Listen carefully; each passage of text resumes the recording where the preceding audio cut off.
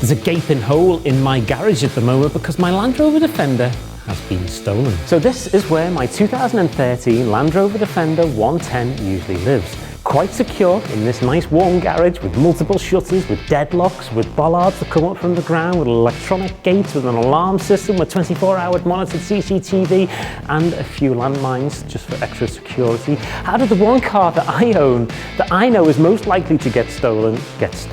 Well, I'm going to tell you all about it, but before I do, here's the car in question. I've always wanted a Land Rover Defender, and since the car has been on our road since 1948, it's been a staple of my childhood love of all things on four wheels. There's not been a time I can remember that the iconic four-wheel drive box on wheels hasn't graced the tarmac or shone on the silver screen, being driven by everybody from James Bond to Lara Croft. Naturally, it's a car that's always been on my wish list. The thought of customising the utilitarian workhorse into something with a touch of luxury while still having the rugged off-road ability was a massive attraction. Some may hate the over-topness of my car, with far too many lights and all the off-roading additions I would ever need for my weekly trip to the supermarket. Leather covered everything on the interior, a sound system with enough oomph to drown out the road noise from a beastly 2.2 litre ultra unrefined diesel engine, but I love it. And it's my Defender, how I wanted it, and I think it looks great. The problem I had is the Defender had a little bit of corrosion. Nothing major, just a little bit of surface rust, especially on some of the aftermarket parts and a tiny little bit around the rear window. So I booked the car into the body shop that I always use, thinking that after about a week the car would be ready for collection. My phone did ring after a week, but it wasn't to tell me that the car was ready. It was the poor guy from the body shop to explain that my Land Rover Defender had been stolen. I've never had a car stolen before, so once you get over the initial shock that your car is now missing, the first thing anybody would do is phone the police, right? So I phoned Merseyside Police, kind of expecting that they may send the helicopter up or put the blue lights on and do all of those things that the police usually do when a car gets stolen. What they actually do is they take the license plate of the car that's been nicked, they put it into their fancy computer, which, if the stolen car drives past one of their ANPR cameras on the roadside, then sends them a message to say that the car was or has been on this road at whatever time that was. With that not sounding too promising to me, I decided to jump into my other car and head straight to the body shop to try and understand what had exactly happened. Once at the body shop, I learned that my car had never even been prepped for paint. It had just been brought in and out of the body shop every day and parked on the road until they were ready to work on the car. This is the first big lesson that I learned during this experience, that although I'd used this body shop in the past, I'd never had any cause to question the security of my cars whilst they were in their possession.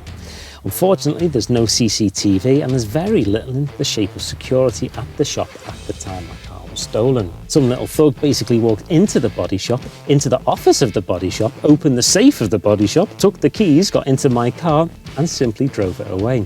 And I only know this because on a building opposite, there's a CCTV camera which I was fortunate enough to watch.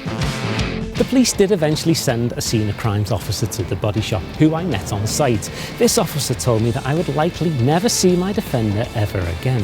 I tried to explain that there is CCTV from a number of neighbouring buildings, but unfortunately this officer wasn't able to request that CCTV.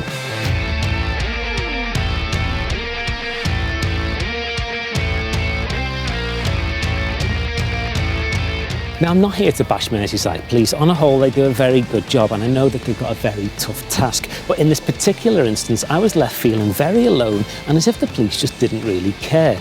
I knew full well that my car was on its way to being stripped down for parts or used in some sort of master crime. And having seen both Lara Croft and James Bond drive their Defenders, I was concerned about the way in which it may be getting driven.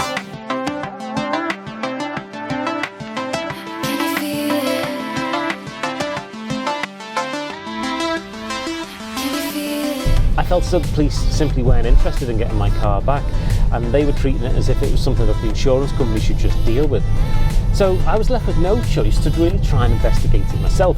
And now I'm no detective, but with the help of a few friends, I was able to view CCTV from neighbouring buildings from where the car was stolen.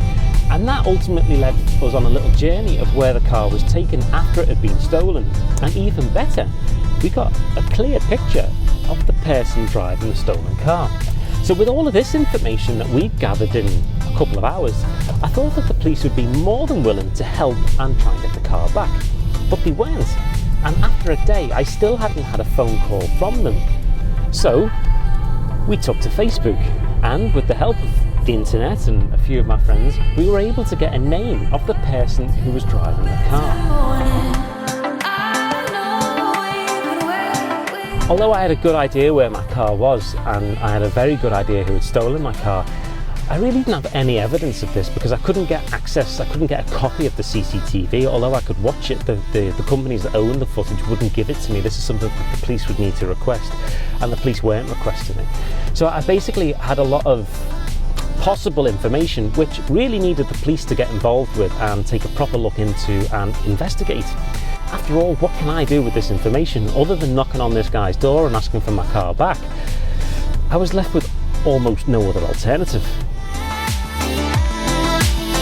Through sheer perseverance and through the help of some of my friends, I was able to get my car back. I received a call late one night to say my Defender had been dumped on the roadside, and I went immediately to pick it up. I knew how lucky I was to get this car back, but when I did eventually pick it up on the roadside, it was in a bit of a sorry state. The dashboard had been completely ripped out as thieves looking for the tracker. The instrument cluster around the steering column had gone. There was no indicators or lights or speedometer. There was damage to the suspension, there was damage to the tyres, there were a few scuffs on the bodywork.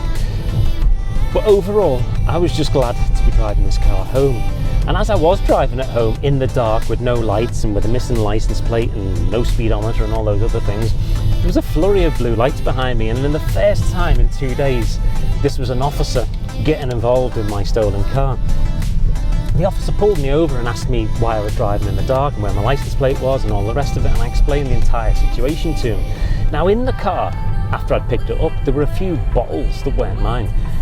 My cars are very clean, and there were fingerprints on the sunroof which I know weren't there before it was stolen. So I thought this officer may want to impound the car to dust it down for prints and to do all that DNA stuff that they do on the telly. And when I asked the question, the officer gave a response which pretty much summarises my entire experience of having a car stolen. He said something along the lines of, "Yeah, there's no point, you should be glad you got it back," which I was. But I was also very disappointed in the way in which Merseyside police handled this, and I felt very, very let down by them.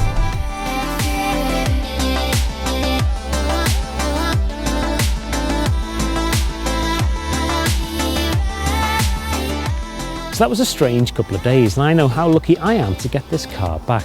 There's certainly no such thing as too much security. From my experience, Merseyside police treat car crime as seriously as they do the theft of a pack of jammy Dodgers. So make sure your Defender is nice and secure. If you're in the UK, then there's a company called Land Rover Defender Security, who have a whole host of different security upgrades for your Defender. There's a guy there called Will who helped me massively with some security upgrades on my car.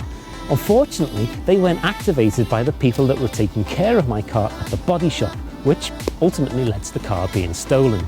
But I would certainly recommend checking the company out if you own one of these cars.